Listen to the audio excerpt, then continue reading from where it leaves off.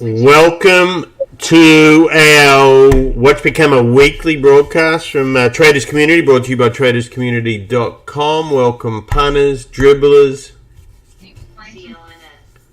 traders and investors. I was trying to forget. I forgot who they all are. So I got the glorious Madavi here and Meta Johnny, who's been busy with chopping around Nasdaq and all this news come out lately on different parts of the metaverse.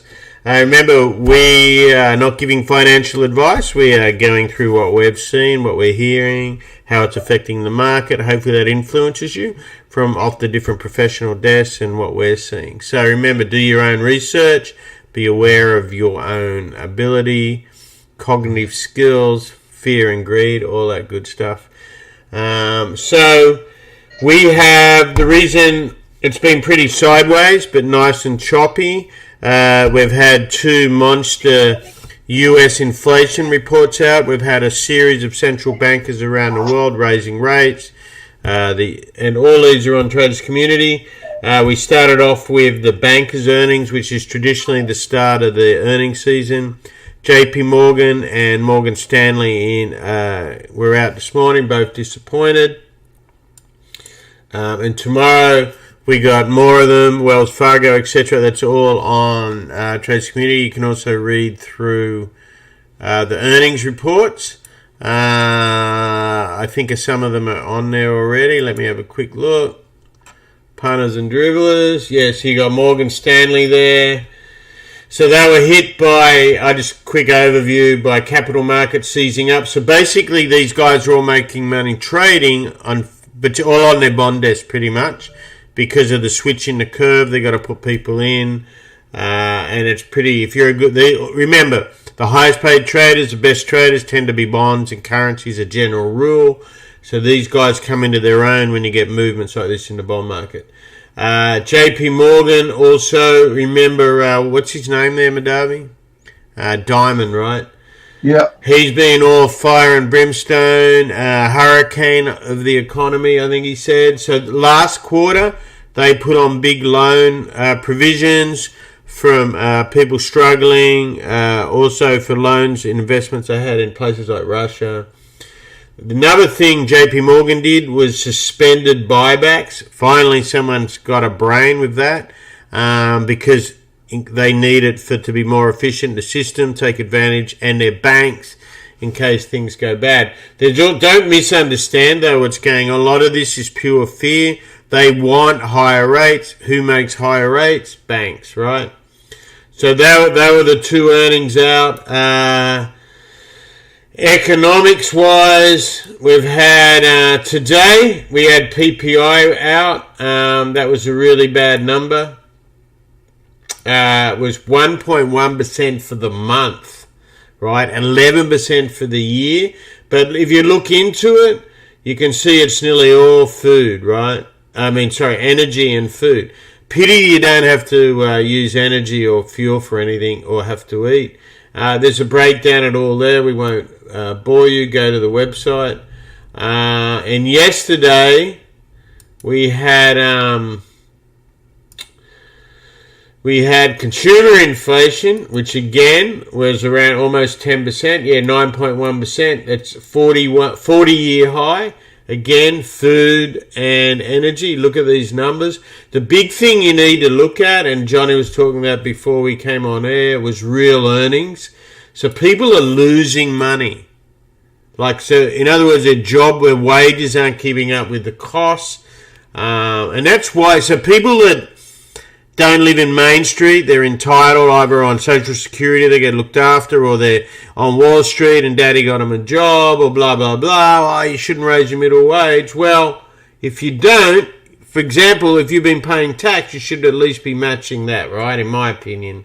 Does that make me a socialist? It makes me a realist. If it makes me a socialist, well, I guess if you work, you should be at least even. So pick a word, however you want to call it, but look at that chart. So minus 3.6% year on year, and minus 3.4 in the month on month. You can see it all there. Lost minus 1%. That's a lot to lose in a month, guys. And that's just your earnings versus buying your food. It's not how much you lost in the stock market or whatever if you got a 401k. Anyway, that's that. What was the other big thing we just had? Jobs, right? Because we haven't done this since last Wednesday. This came out. So the jobs report. Here's what's interesting as well. We'll talk about socialism. The only part of the US economy that did not add jobs last week was the government. The government last month, did not add jobs. Now, today, the jobless claims came out and they were unexpectedly higher. So it depends what you are.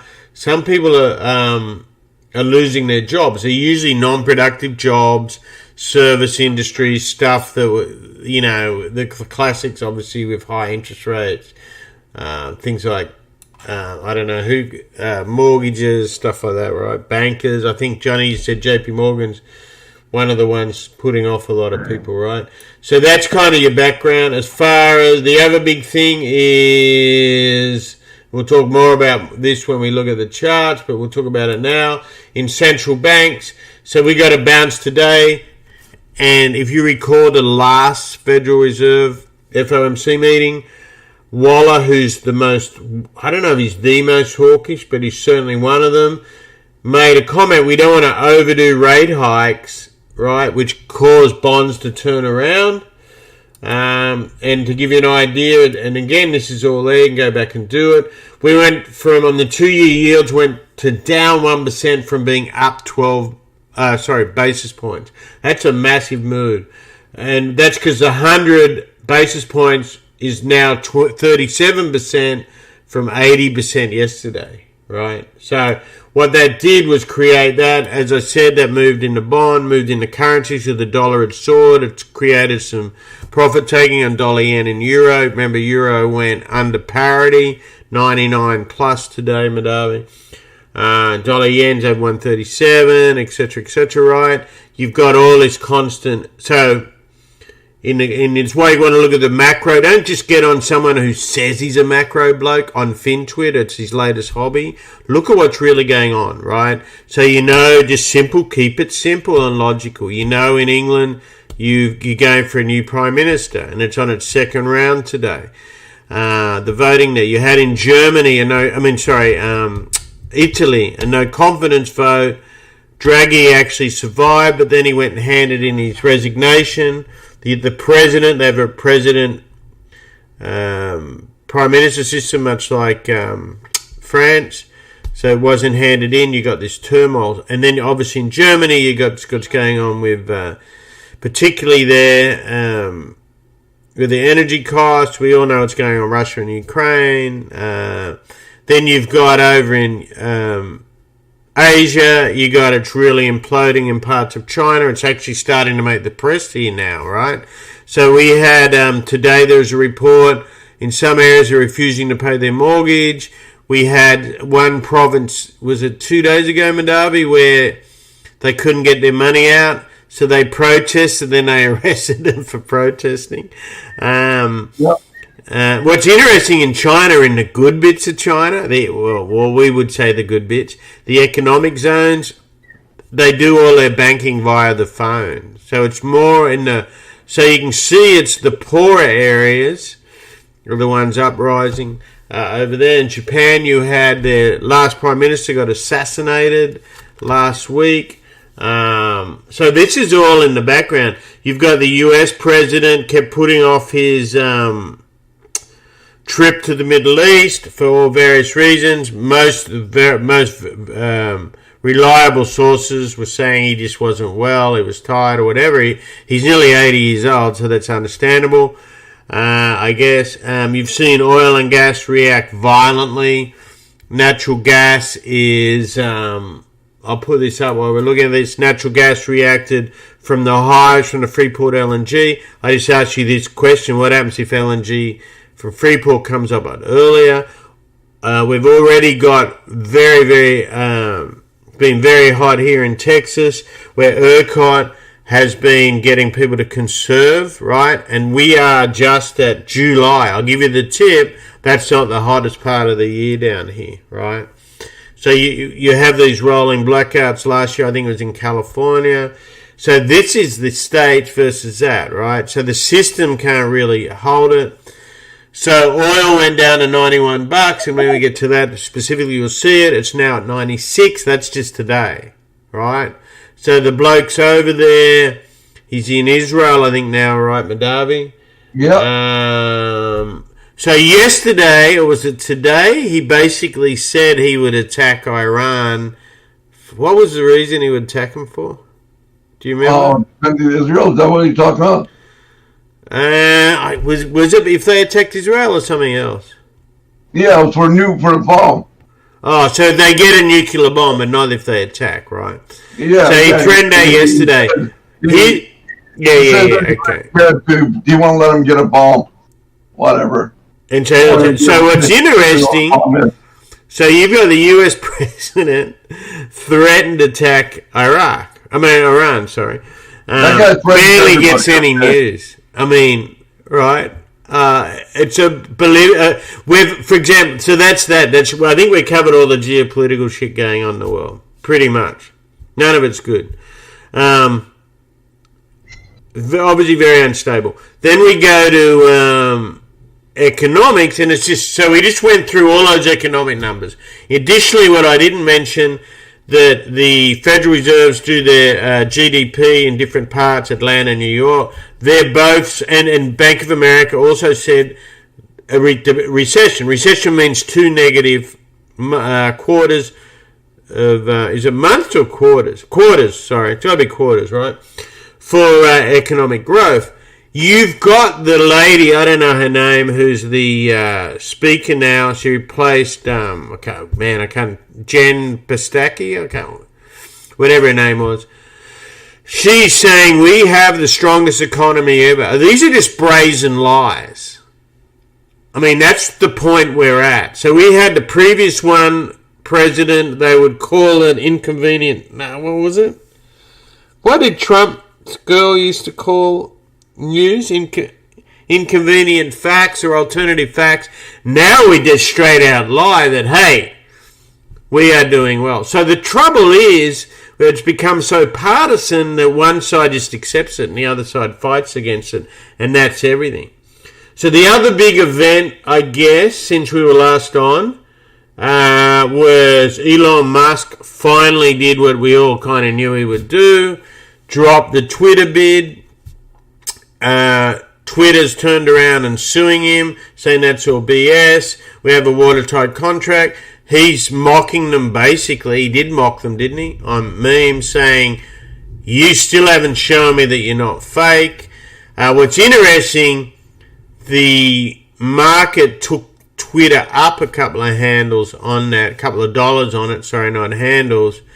So that's going to get messy. What that does do, if Musk is able to prove that these things are fake, a lot of these bots, that also puts more pressure on other people in that space, right? Advertising, social media, which is like Google, Snap, who's another one? Facebook or Meta now.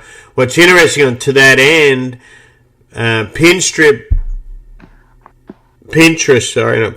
bounced from $19, I think, or $18, whatever, to $24 on a report that Elliott, who are a hedge fund that's disruptive, bought 9% of the company. But so that's. Is there anything else big in the last week that we haven't covered before we look at charts? Is that everything? Yeah, I think so. I mean, was there more bad news? But my wife's pissed at me. All bad news, right, Johnny? Yeah. My wife's pissed at me. Oh, well, mate, you tell us something new, right? Johnny had an attack on the dog won't walk with me, and my wife won't talk to me. And dude, you should be a country music. You should be a country music writer, right? What's that? How do you, if you play a country music song backwards? You get your wife back, your car back, your dog back. Exactly. All that sort of stuff. Oh, the other thing, so yeah, we start on central banks. So Waller was that. Bank of Canada raised rates aggressively yesterday, 100 basis points, which is what got a lot of the stuff going in the US. That was the first time since 1998. The Bank of South Korea, I think they just called the Bank of Korea actually, raised their rates to 24-year highs to 2.25. That's not that high.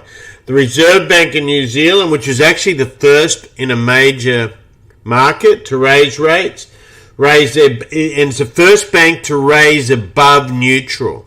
So pretty well that means it's near the end, right? And that's why what Wallace said today was relevant. That's why I said understand currencies, understand banks, and that was an easy bloody buy today if you understood that, because that was in the bond market and the forward margins already. So whilst New Zealand's kind of an irrelevant country, I can say that because I'm from that part of the world, as far as size and all that, they're very much the first. They're also kind of a commodity country, and they're kind of like, they're relevant because they're the first of the banking cycle, right? Just because of their time zone. So that's why it's relevant. That's why we have it there. Williams, I think we had that. And the RBA raised before 50 basis points last time. So I think that's everything. Anything else? So here we are. Oil, $96. S&P just under 3,800. Russell at 1,700. VIX is at 26. Nasdaq's 1179. Natgas is 666. So if you're guessing these haven't moved much in a week, you're right? They've just been chopping everyone up. And that's why I say pull your head in when the market's like this, right? And go to your wider thing. So let's go to S&P first. And while we're at it, we'll look at all the major markets. So the S&P weekly, if you recall, nothing's changed. On the week, we shorted it off the daily tanking. The weekly tanking. That orange, and we've been buying it on the shorter term basis. Look at it. Until it gets over here, the structure doesn't change, right? Fundamentally, as far as maths goes, mathematically, that's the word I'm looking at. So if it breaks here, yeah, you've got all this room above it, okay?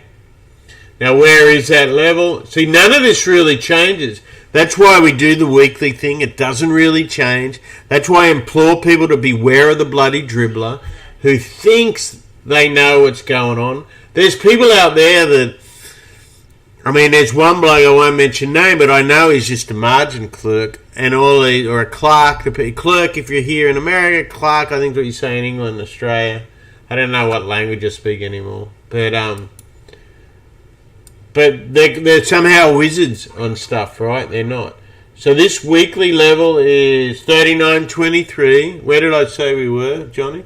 37.97. It's 130 points above here. So that's on the weekly. You know where we are as far as overbought. Look how overbought it was. So we're still just at 08s, right? So even if we take the recalc, which would make that plus 2.8, this just puts us at 6.8, which is that level. So that's it needs to get above that before you can be confirmed this is a completed ABC. That's a big bet, right? Daily, same thing, right? Remember that high on that was the Cajun. That's what made it a really good short, if you remember, guys. You had the tanking and weekly converging. So that's up at 39.10. So if you recall, basically my side is short because Madabi trades NQs. He's short, basically bearish from the equivalent there. Remember we covered with the ABC, the bear market rally. That was the C off there, and you can see what it keeps hitting on the buy side is this way over here on the left, 37.26. You can see how it keeps bouncing off it. When we go to the shorter term, let's look at the 5%. You can see what it's doing each day, right? It's just churning. And Madavi, before he came on, made a very good point. All of the bullish people They buy it up here. They don't buy it down here. They're selling it down there. They throw it in. The Uber bears just never cover. That's why you just trade it mathematically. Minus 3/8, 5 minutes. Remember what it was on your day. So you look. What I look is for time conflict, confluence. So weekly, daily, hourly, 240. On Murray, then I look at my, remember Nova Wave is combining these and Nova, bloody Ichimoku and then patterns. And then you want to see how people react. So remember, you're already watching bonds and currencies, right? And the sheeple in this little market, the dribblers, tend to way after the curve, right? They're always, I mean, I just watch some of the stuff. I really can't watch a lot of them anymore on Twitter. I just like, fuck, did you really just say that? But these are the blokes with it. But look at this, cut and dried, right? 1, 2 today. Now we know when what made this go. So already it was oversold, right? And then you had that Waller. Waller affected the bonds and it affected the currencies. And we'll look at them more individually in a sec. And look where it did, right? Just dribbles up.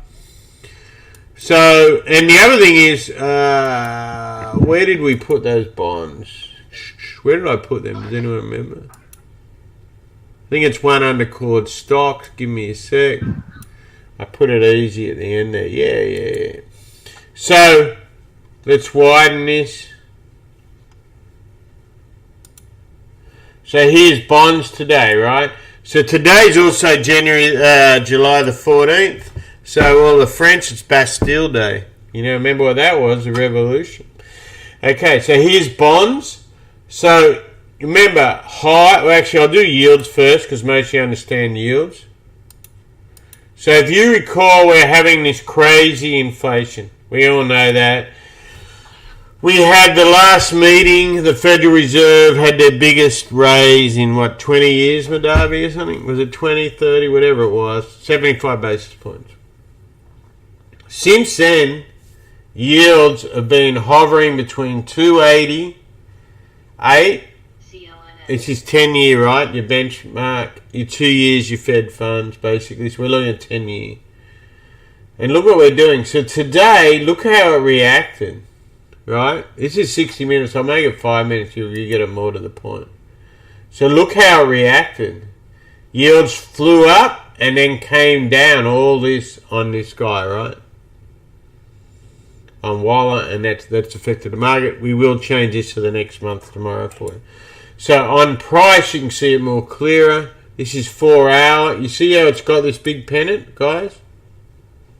So basically what happens, the bond market's already done its thing. They set up for the auctions. They got all their currency swaps done. And then the dribblers try to day trade it through the day. Right? So here's your 5 minute. You can see what's going on, right? So here's where bonds sold off. Right? Here's where they went up. So that was 280. Here's when it went to 320. And so bonds have been rallying since then. This is today. Right, it's a 5 minute chart. See how violent that bond move was? That's 100 points, mate. 100 basis points. See that? 117.28, or more or less 118.32. Do you see that move? This is what's running stuff. The other thing that's running stuff is foreign exchange, right? So let's look at the dollar yen. We'll look at the euro, the dollar yen first. Where is it? So here's a weekly chart. Look at this thing, man. And this is beautiful. You want a perfect technical chart? Because these markets are so thick, they can't be manipulated. So we have a good mate of ours that all he wants to do is do the dribbler stocks and wonders why he gets caught, because someone can dribble him. Look at on this. Tank contested explodes. Right? And look at what... So remember, this here originally was plus 4/8. It recalced, but look what it did. See this? This is nearly $140 yen. So on this side of the world, and people that don't understand currencies, they think Japan's shitting themselves because it's 140. It's a weaker yen. They've been trying forever to get the yen to bloody weaken. They tell stories, oh, we're just trying to get inflation. all this sort of stuff, right? They want... So how do you get high inflation? You get a weak currency. If you're an exporting country, you want a weak currency, right? So you can sell more of your goods. That's Japan. Oh, it got out of whack on one thing, oil, because they're a big oil importer. So guess what? They then import more coal, right? They kind of got screwed at Fukuyama and what's the other thing they import? Natural gas, right?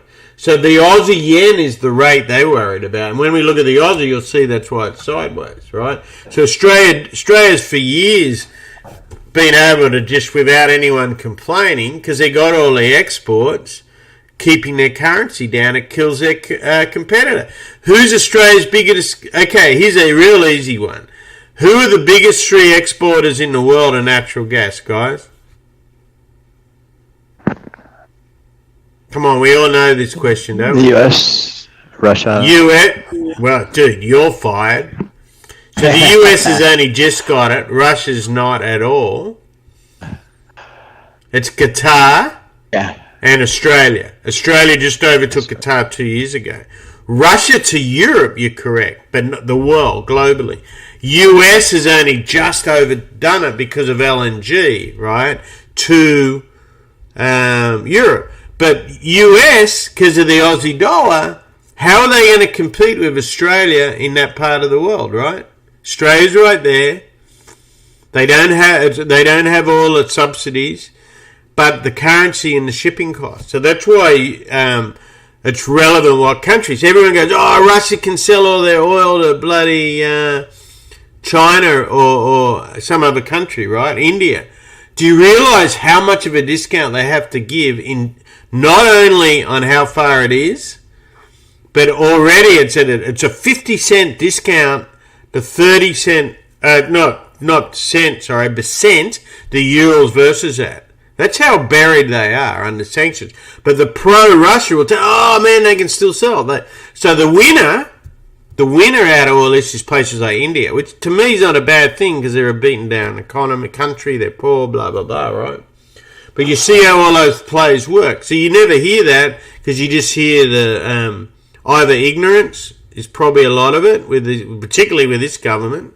But so all this is in a plane, right? The reason it's so particularly bad in Germany is, what I said before, is they basically got sucked in the old rope of dope. You know, Muhammad Ali would be proud. But look how this all affects. So Japan wants the weak yen because they can get inflation. They've been trying to get it. They're going to get their exports. Who doesn't want the weak yen? What country do you think more than anything? Who does Japan compete with, right? China and Korea. So Korea's been banging their currency. The won's at a massive 20-year low. The won, not the yuan. The yuan being China. China, all of a sudden... So the other thing what it does, the assets they need, this is where a lot of people they get all anti-American and anti-the West. So what's helping China out right now and helping Japan out is they got all these treasury bonds as far as the currency goes, right? So they're in US dollars, but they're losing if rates go up too much. So they don't want rates to go up. And Manavi made a very good point before he came on air, is that the West... in America, who's really heavily borrowed, Japan is heavily borrowed, and China's heavily borrowed, don't want too higher interest rates. So for America, that would be 2%. They don't want them much higher, and that's also told me when Wallace said that today about neutral rates, he's observant of that, right? He knows shit, man. This guy's spending money out his ass, blah, blah, blah. You know, so the central banks are aware of that, and it's become a political game. Blame Powell, blame this, blame whatever, right? In reality, that bloke said you can't fix anything with supply crisis. So the real hawks, or the arseholes, I used to just call them, the entitled Wall Street, says raise interest rates up, kill the economy, put everyone out in the street. If that's what you want, you know where that goes, blah, blah, blah, right? So all these things go on in the background. So that's dollar yen, that's the bond, that's what's running it. Then we go to the euro, right? Euro today, went under parity. It was in the 99s, right? It closed back over, as you can see on this chart, just over parity, right? 19 pips over it. So it dropped. But these trade technically perfect. Look at this stuff. Series of 1, 2. It's all on your weekly stuff. It's all free. Do all this crap for free. So to help you, to give you an idea. So guess what? Yes, there's higher inflation, but it's only really on energy and on certain foods. The foods we know about, Ukraine and Russia, grains and all this. The real problem for that is, so if you're in a diet or a culture, if you've got the money where you can change your diet or food, it's not a big problem, right? You can change around. But if you're in a culture or really poor, like, so the biggest grain importer in the world for wheat, I think wheat and specifically, is Egypt, because that's part of their culture, poor people, blah, blah, blah. So it becomes a problem if these people don't get it, right? And that's something, so if you don't think sanctions are working, there's a few threads on Trades Community that'll show you how it works. What you got to be careful of, I guess, is creating bigger wars. I mean, who knows? There's so many bifurcations that can happen, so you really don't know, right, what's going on. The ultimate possibility. So you look at it as a trader and investor, and you look after yourself, what's going on. So when you look at Europe, don't forget, so Germany's problem is they're an exporter, but they rely on cheap manufacturing through cheap energy, right? Meaning they went from being self-sufficient with nuclear power, coal and all this, and then Bucker go read up and all that, and then they had a guy we've gone through this 100 times, Gerhard Schroeder. Basically, he became, you want to talk, they're going about Trump and then Biden and all this, being Russian spies or whatever. What a load of bullshit. Look where it really is. I mean, we know the corruption. I'm not saying that's not bullshit. But Schroeder got them all to NS1 and NS2 and got them off their other things, and the ESG people go, oh, you're just right wing. It's not nonsense, this right or left. That's what happens, and they can allow. That's why these prices are what they are and why they become beholden. France, for its part, big exporter too, not beholden to Russia. It's got all their nuke energy. And then you got Norway and all that. Specifically with Europe, the big problem's Germany. And that was the manufacturing, right? So they used all this cheap stuff anyway. So then you look at what the euro's doing. So normally this weak euro is good for an NF. So that's Germany's gift. They would be loving this except for one thing. They screwed themselves on energy, right, Madame? Then they'd be laughing. So Italy, anyone that's not beholden is doing just fine, right? So that's where you're gonna have a big movement towards nuclear and more efficient, reliable sources of gas. In the big picture, and coal, this is very, very bad what's going on for Russia. They're kind of screwed in the bigger picture. You piss off your customer base. So if they get through this, but you're in a country like America where you think everything's important is money and you can't harden up. Like, here's a good example. I live in Houston, Texas. ERCOT tells you, you know what? Conserve. Just put your air conditioner up to 78. 98%, unless you're a total wanker, goes, yeah, no worries. It's not a big ask. Do your bloody drying and your heating and your cooking at a different time. We don't give a shit. You get on Twitter, the rest of the particularly, this is the end of the world, all this, because they're so entitled they won't do it. So in Europe, they have no problem, most of these people changing. But they make it a big issue because the people that are writing this shit on Reuters and Bloomberg or living in New York, all they think about is money, having it's 65 degrees temperature. I mean, I could go on, and I'm going on like a bit of a dribbler for a purpose. That's the real world. Harden the F up, right? It's not even asking to be hard. So what you in Malibu in your freaking massive oversized house on your fourth wife right, on your 5K and your cocaine habit and New York and all your stocks. That ain't the real world, but you have power because you're in the 1%. That's kind of what's going on, right? So what Germany's your outlier. They were your great economy and they got too greedy. They won the Third World War, supposedly without war. Well, they kind of screwed that up. So just think of all those things through it. Let's look at, like, then you get the total mess ups. This is your total F up in the emerging nation. So generally, who screwed the emerging nations, emerging markets, has been American banks, specifically Citibank has been your bad one, right? They got all those countries on the teat, Argentina, Brazil, all these, debt crisis after debt crisis after debt crisis. So Turkey goes, F you, I don't care about inflation, it's a construct. Now, you do raise rates when you can control demand. It's a different story when it's controlled supply, and that's what I believe Powell was trying to do. There's other things. I'm very much a minority on that view.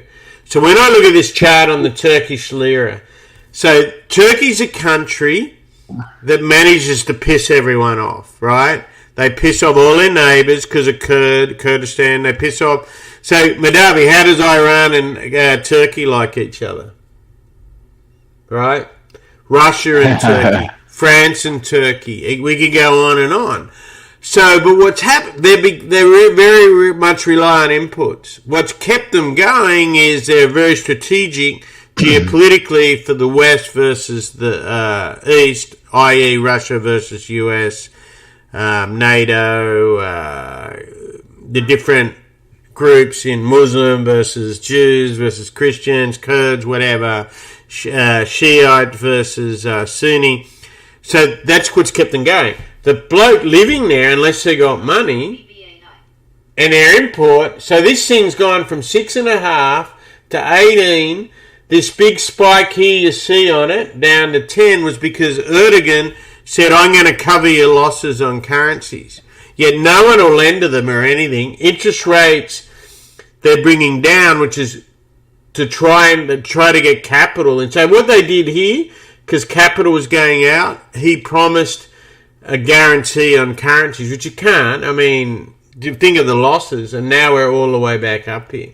So this is your worst case. Then we go to like Mexico, who's been sensibly trying to raise rates. Still it's a little bit higher, Brazil, and trying to balance that out. The sad thing is you got very poor people in all these countries. That's why I'm bringing them up.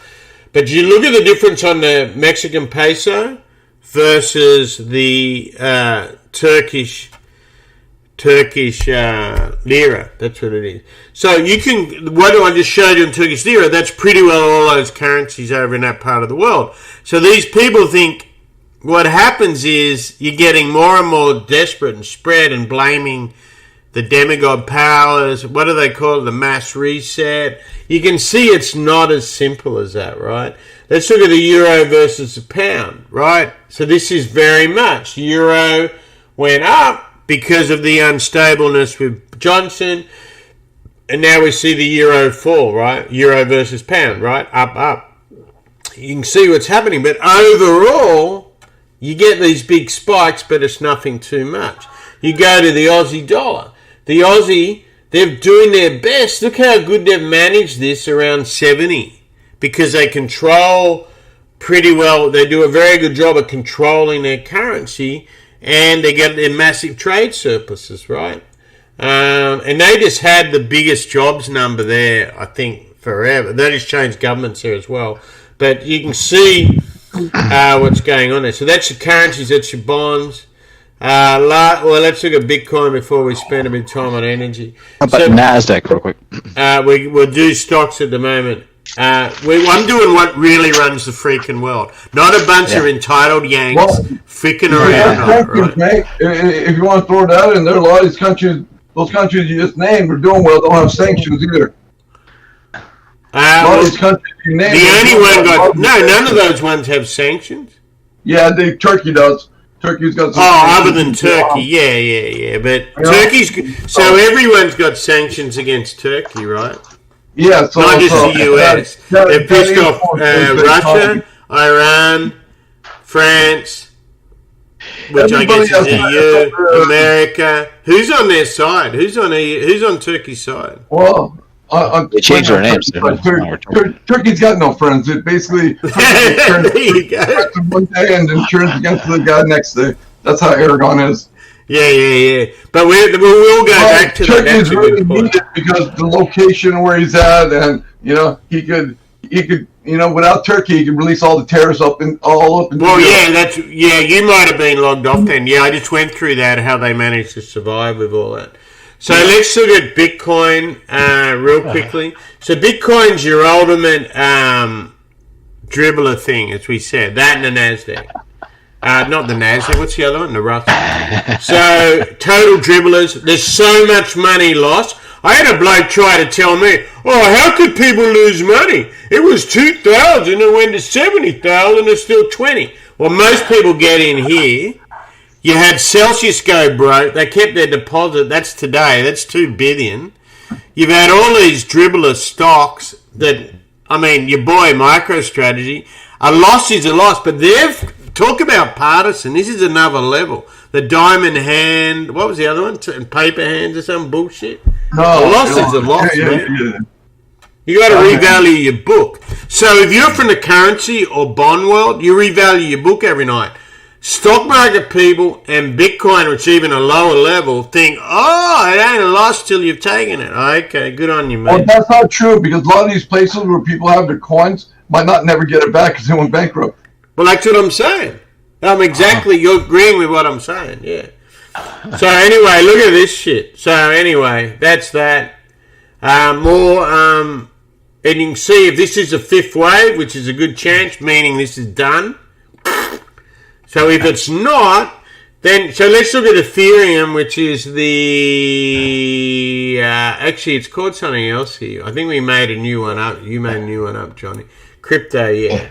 So if we go to Ethereum, this is the safe one. Oops, 5,000 to 1,000, and look what that was, plus 4.8. See that, Johnny? Yeah. Oops. So that's your punter and dribbler. Okay, let's look at Nasdaq. We did S&P. I thought we did S&P and Nasdaq. We did S&P and Nasdaq. Oh, okay. So Nasdaq's got this really nice not a bull flag, this pennant. And look at it's banging both sides. 1, 2. Look, see how it keeps hitting it? Now, what's even better is when you get a false break and then it breaks up. So remember, in fact, Madavi, I think your best trade of this year was this one, where I did this false break and you got short. Remember that? 1,500 you shorted. 15,000, sorry. 5, all that. So look at what that does, guys. It gets everyone in bullish and then bang. The same thing happens the other way. But notice when they get caught long, it falls 15,000 to 10,000. That's 5,000. When they get caught short, it bounces just 2,000. So what hurts people is the volatility, is that if you own puts, you lose all that time value. And that's what's going on here. So you're saying that the end here, we're going up? The what? What I'm saying is this 1, 2, 3, 4, 5. Now we're correcting all this and we're staying in this channel. It's really that simple. So you sell 50 and that, right? So, but now on the Nasdaq, we're above the tanking. It's different to the Cajun. It's different to the, what's the one we just looked at? The S&P. See, the S&P's underneath all this. So really, if you are purely AI trading right now, you should be long Nasdaq, short S&P. Based on that, right? You see what I mean? Because this broke up off that line. Whereas on the S&P, if we go back to it, that's daily, right? So you always try to look at the same thing. So if you're looking at S&P, see how we're still under that? Nasdaq's above it. Here's what I'm watching. If this Cajun goes through Tenkan, that becomes a kiss. Or even worse, if this Tenkan touches the Cajun and falls down, that's a kiss of death. If it crosses up through it, it's bullish. So I'm watching both of these really tightly, right? But man, this is for a couple days you're talking about. This week you're talking about. Yeah, this is a daily chart. This is long term. Yeah, long term. So if we go weekly, longer term, I mean, this is a short term thing you're looking at, right? Because longer term, every time we look at it, we're lower and lower overall. No, we're not. We're 2,000 handles off the bottom. You mean really, really big picture? Yeah, really big picture. It's not bullet. Yeah, it's just testing that Tenkan, right? Yeah. Yeah.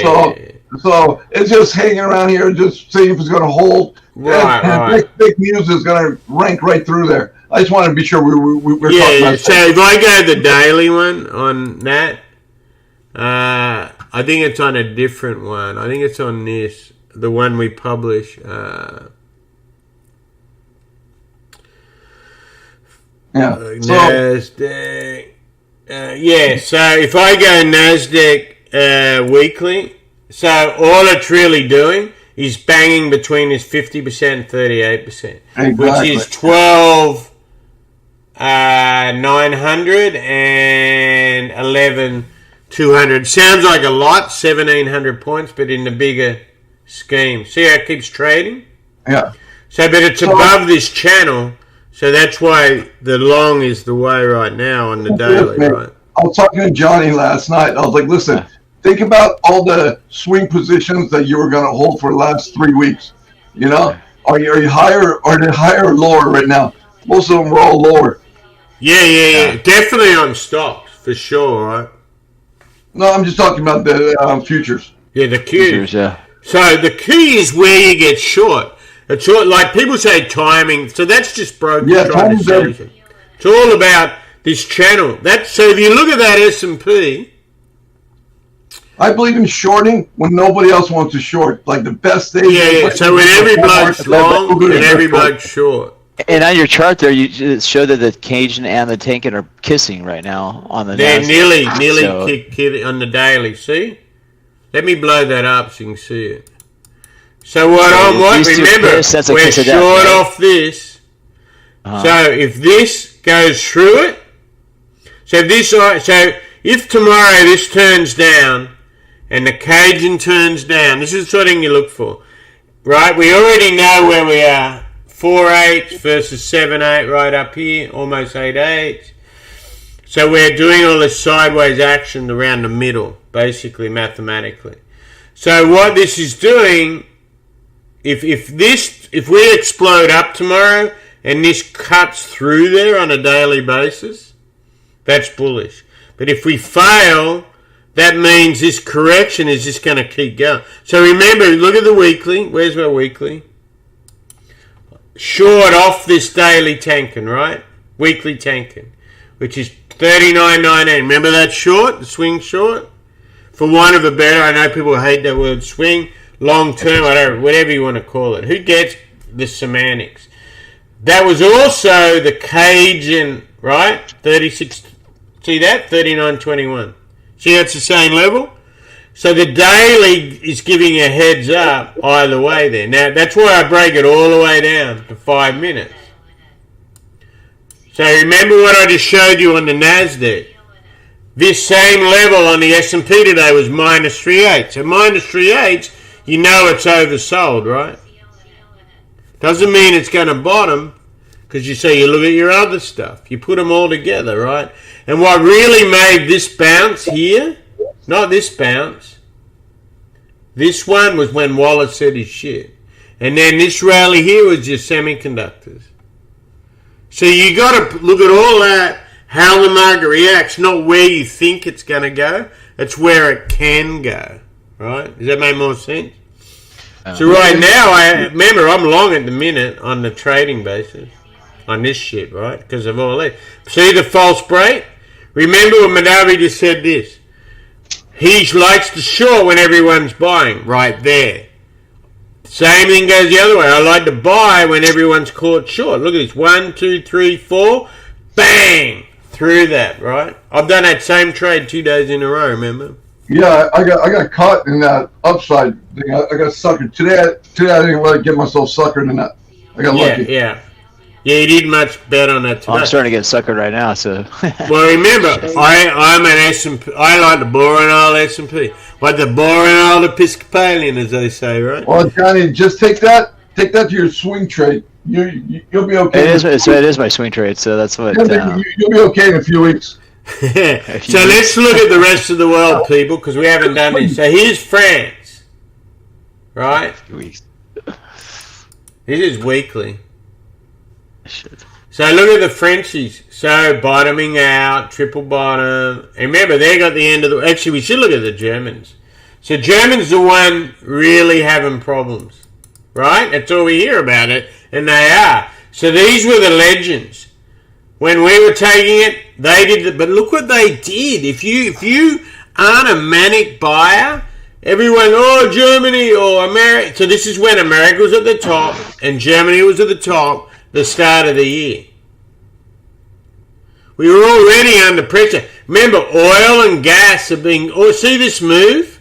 They wanted to ignore all this in Germany. It was stupid. The smart people were shorting the DAX long before that. Look at the DAX. Now, if this gets through all this, what's this chart telling you? Remember, the majority of Germany's, they're a manufacturing, exporting country. They had their first deficit since 92 or 98. It's all on tradescommunity.com. Go read it up. This gets really nasty if it gets under here. So if they do their rationing, and this is the height of energy, could well be, then they can go sideways and retool, for want of a better word, right? So this is what I'm watching. The DAX, the Euro, the Yen, the 2 and the 10 in the US, and then the gilts and the Bund over in England, right? That's what I'm watching. So look how they are. Then we go to like the worst country last year in Europe, I think, was Spain. What's Spain doing? So you can see the worst this year. Is this not updating? Maybe I've got to update this. I think I've got to update this. Sometimes you got to do that. Oh no, that's right. So look at Spain. So look at them all, right? England. Here, England's actually doing better out of Europe, but that's more because of the currency rate between the two, and they were the worst last year. The German Bund, right? It's the other thing you should watch. Watch the Bund.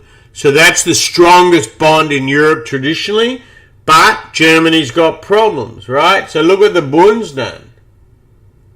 See this? So the Bund is strengthening. Remember, rates collapsed. So remember, Bund down, right? So if the price goes down, that means interest rates up. Look what the German Bund's doing. So that's actually going up. Rates going. Do you see that?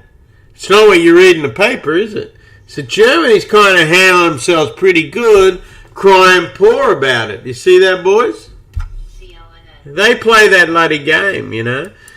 So here's the Australian stock market. Look why is that doing good, do you think, relative to all the others? Lithium, coal, iron ore, all that, right? Anyway, so that's the world. Is there any other world you want to look at?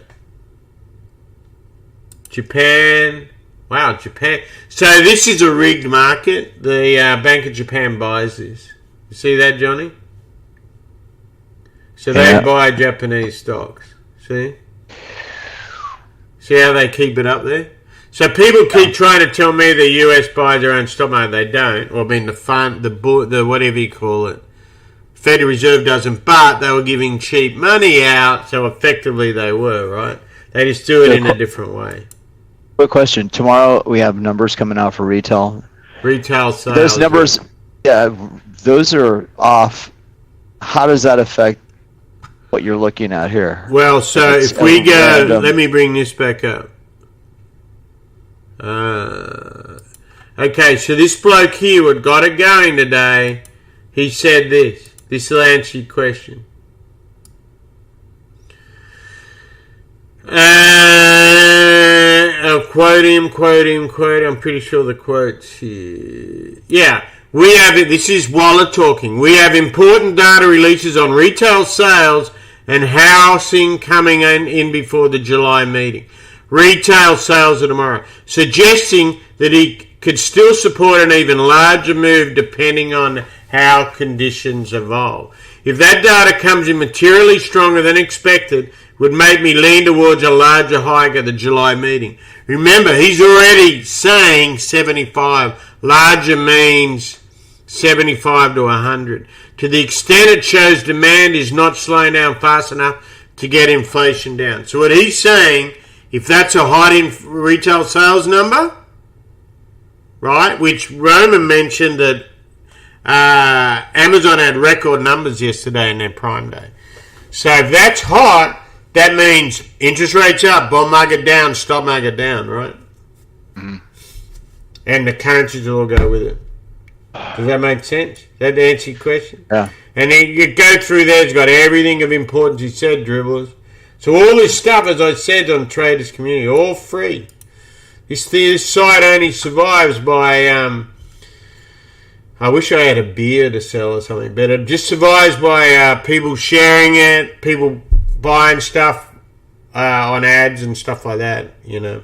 So that's how we keep it free. And then there's 5 contributors. If you are interested in contributing and you're not just trying to flog something for yourself or political dribble, hit us up with an idea, because we're always needing more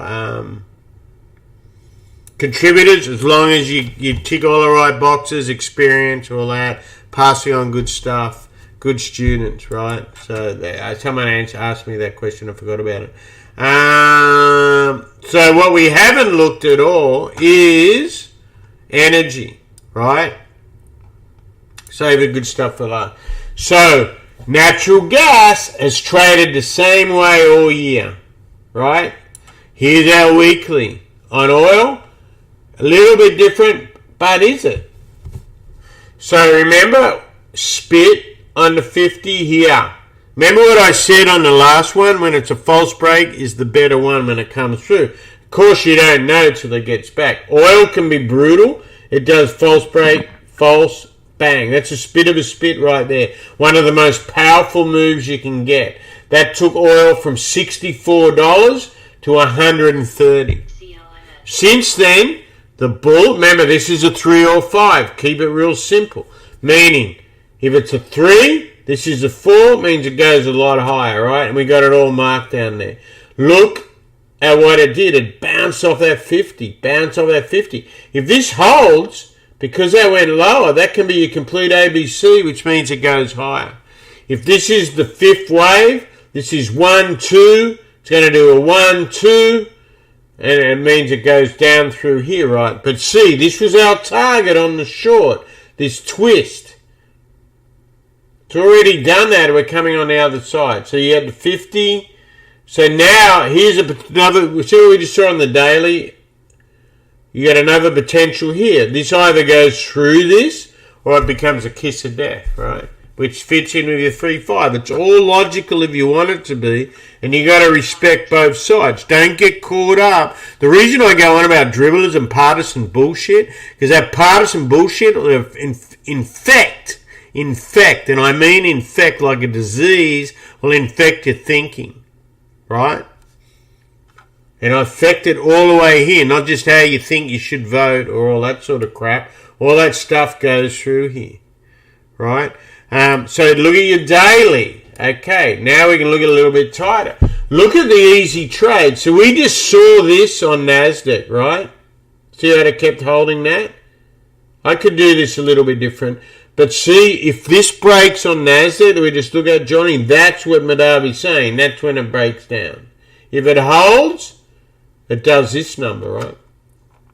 Now, if I do a line here, and you should never say that around traders of the old school, you can see what's pummling it down, right? Now, If you trade oil, you want to understand the physical market. If you trade gold, you know what I'm talking about. The paper gold and physical gold is totally different. Same thing in oil, right? So physical, even when paper's been coming off, physical's had a bid on it, right? So go spend some time. Our friend Vince, who runs Goldfix and all that, he did a podcast the other day that was really good about oil and, gold and silver. I should share that. I'll find it. I think I think they saved it. Anyway, same thing. So you got to understand that, right? And that's why you get these crazy moves. Now look what it did here. You had a false break here at first glance. So when I showed you that weekly, you can see how it breaks down. Right? So that means if this breaks up, people are caught short. Remember, people are caught long up here. So a lot of people, particularly the stock market, people are short. People want to be short. Sometimes they break up. They're short for a reason, and you don't know their reason. On oil, it could be hedging, it could be speculation. You don't know, right? So just keep your logic, combine it all. Look what we did. We had our minimum target on the way up, right? We did this 125, 164 because we took the power. Now, if I do one from here to here, you're going to get the corrective on that. But we're keeping it simple so you can actually read the chart.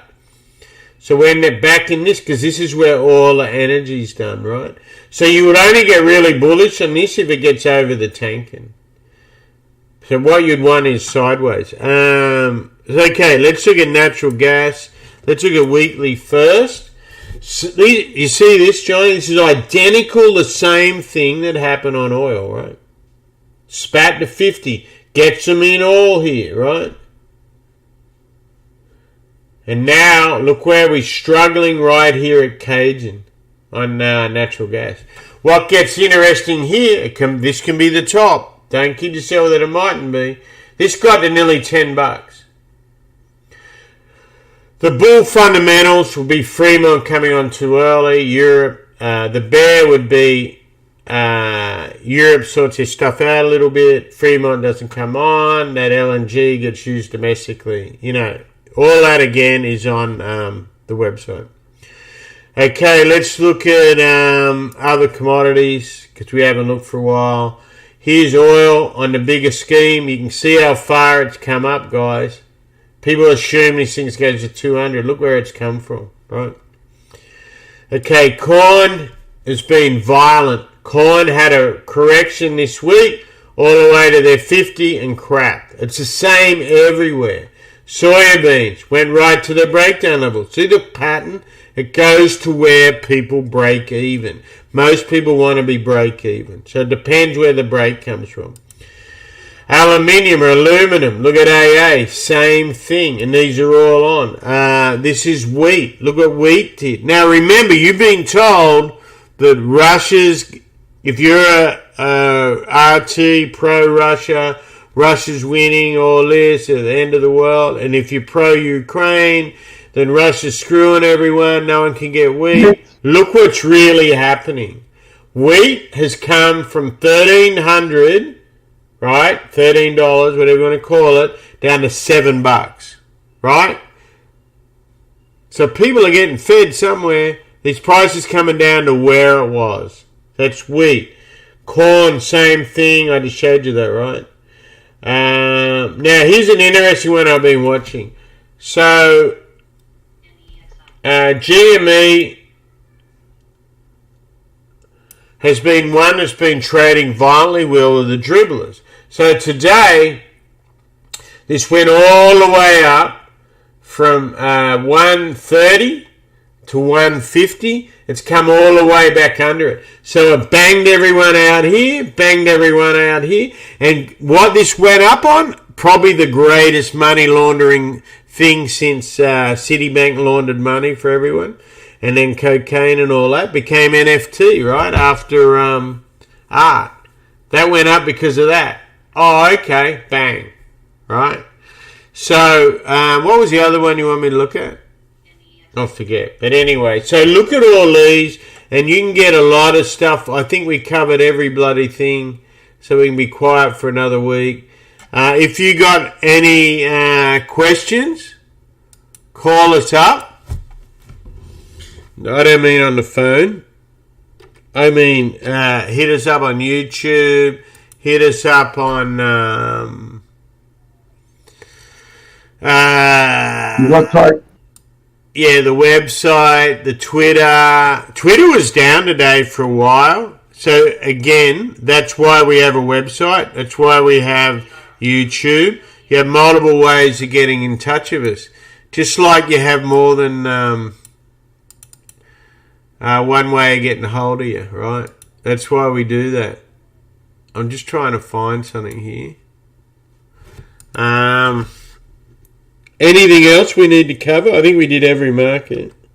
All right, so the sanction stuff does affect things to a while, but sanctions are working in certain situations. They work with Russia, but I agree 100% with Turkey. I don't think they work because there's too many people.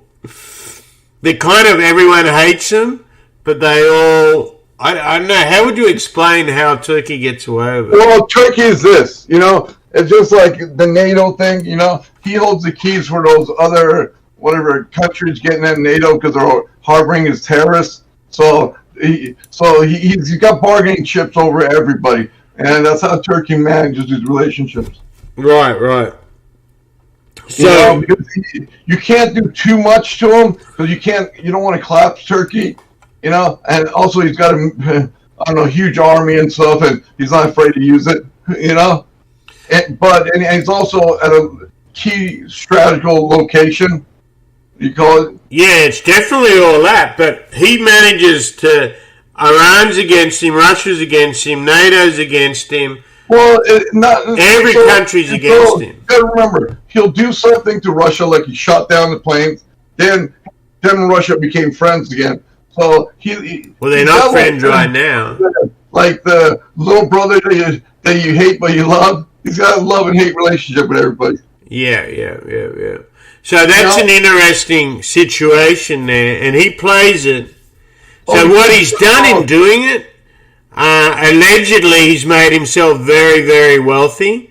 But as you just saw in that chart on the currency, the lira, he just decimated the poor bloke there. A lot of them can't even feed themselves. What's sad, if you've been in Istanbul, it's like a real beautiful city. So so he has a funny relationship, right? He's supposed to get the Kurds, right?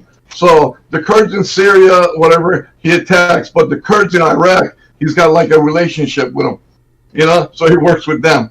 And then he attacks the... So what's the name of the terrorist Iraq group again? And Syria at the same time against the U.S.-backed militias. Yeah. That's what you've always got a good take on that area. I've always found it fascinating how somehow they get away with pissing it's like that kid in the school. I guess it's a bully, right? That kid, the bully that everyone they placate them. I guess you know. He does what's in the best. One thing about Aragon is he usually does what's in the best interest of him, no matter who he's friends him with. Specifically, rather than his own country, his right? people, him, because he's got a vote coming up here soon, election or whatever, and he's got to make his people happy too. You remember? I mean, well, actually, the Russians, when the coup happened, you remember? There was the Russians and the Persians who saved them. Yeah, that was one. Yeah. I remember that. He doesn't, for a guy who doesn't like technology, he sure was on his iPhone, like and saying, "Help!" Oh yeah, obviously he's a little bit. So here's what's interesting. You just reminded me. Who did this story? Someone, old helmets. So this is our geopolitical guy. But anyway, so this was from 4th of July. There you go. On the 4th of July, they released their inflation. Turkey inflation rate is 78 points. So we're whining in America about our 9% inflation, and Germany's got, what, 8 or something. Turkey is 78.6%. Their energy, Madavi's 151.3. Their food's 94, right? Fuck, that's expensive.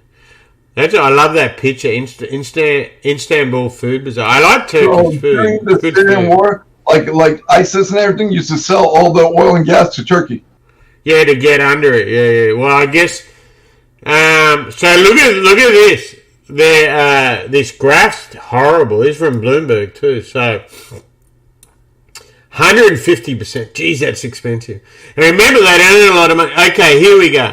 Ahead of the election scheduled for next June, Erdogan on Friday announced an interim increase in the minimum wage for the first time in 6 years, raising pay by nearly 30%. So 30% is a good raise, but you still got to get, what's it say, 94 and 151. Turkey already so they boosted it in January by 50%. So this year in Turkey, your wages are going up 80%. Well, so I actually misspoke then, because in the currency thing, he said he wasn't going to match the currency, but he actually is trying to. So, okay, Erdogan, you're doing that for your people. So at least he is doing that, Madavi, right? 80%. Do you want to pay? Yeah. So that creates more inflation. But, Turkey knows how to work. But at least he's trying to catch up, I guess. It's a never-ending thing. But, yeah, look at that. Eventually, your dollar bills are going to be like, a dollar's going to be like $10,000. Yeah, it's going to be like Zimbabwe. Just adding zeros. So that's a good story there anyway. I forgot that was it. Yes, fiddle around on Trade Screener. You'll find a lot of good stuff on there, punters. Particularly commodities, energy, economy, that sort of stuff. And the big earnings are covered here as a general rule. So you got the banks today as we went through. Banks, oil, things that actually matter. The bigger scheme, because this is more for it's for the trader that's learning, but also the professional existing trader to help you. The stuff you need to see that you probably like. It costs you how much of a Bloomberg? $5,000 a month or something. So that sort of stuff, right? But you got really good contributors there, and you got old the cautious investor. He does his thing, that weekly market. So there's a thread on that each day for those that haven't seen it.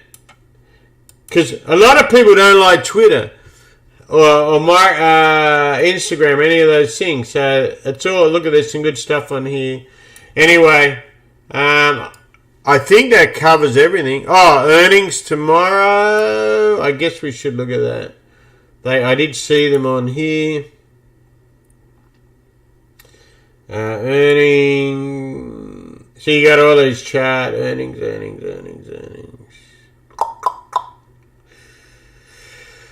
So so tomorrow you got pre-market Bank of New York, Citigroup, who I noticed was selling off today, Wells Fargo, PNC, US Bank Corp, and State Street.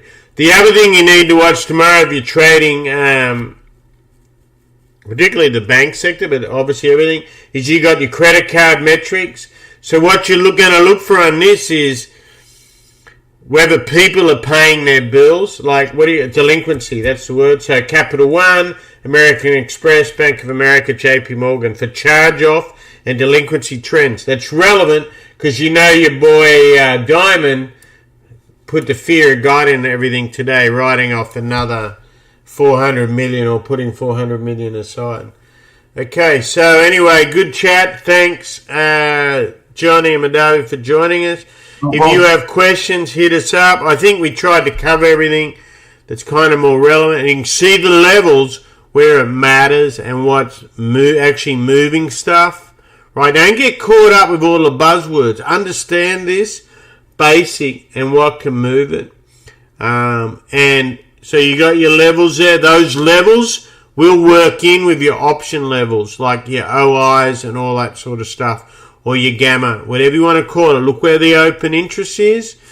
We traded a little one today, Alan and I, purely on options and charts on news, that Canoe stock, right?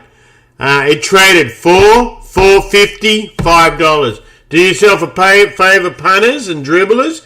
Look who makes the money on those, right? The trader, not the dribbler who's buying them, who's selling them, and look how it's settled, right?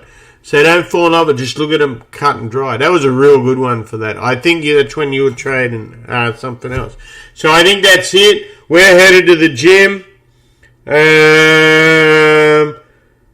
Actually, here's an interesting article. I'll read it later. But India's using the rupiah to pay for their stuff with Iran. Remember, there's a cross-currency. You're seeing the same thing. So what a lot of people think everything's just the dollar, right? Or gold or Bitcoin or whatever. So a lot of countries, Australia and Japan, they use the yen and the dollar. That's their biggest trade, right? And so India, Iran, what is that? Oil, right? And what's the other thing, mate? It's Russia. No, but they're using it with each other. Oil, gas, food. The SWIFT. So it's a way to get around the SWIFT. Well, but it is that, but it's also been going on for years, just straight to straight, right? So everyone thinks.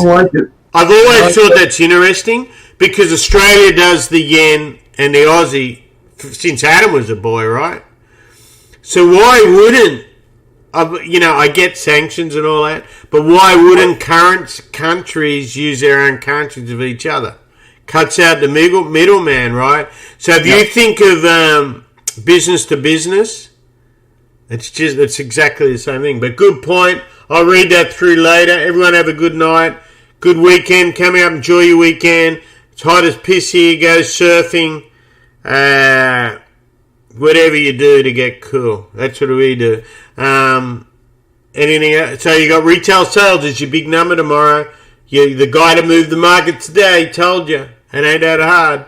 Okay. If you can't be cool, don't be messy. As they say. Hit the like button. Exactly. Hit the like, hit the subscribe if you like what we're doing, if you want us to do more of this and all that. And if you find it useful, if you find other things more interested to cover, I think it's really useful having like people that are well versed in that part of the world that's affecting stuff. Energy, you need to hear what's going on in the Middle East from someone who actually understands it. From Europe, someone there. I wouldn't mind some more English people interacting with us so we understand more the Brexit sort of interplays, particularly in your bloody politics. None of us can understand it. It's called someone on the ground. Exactly, someone on the ground. And that's it. I'm still in mourning after New South Wales stuffed up the state of origin. I don't know how that happened. That's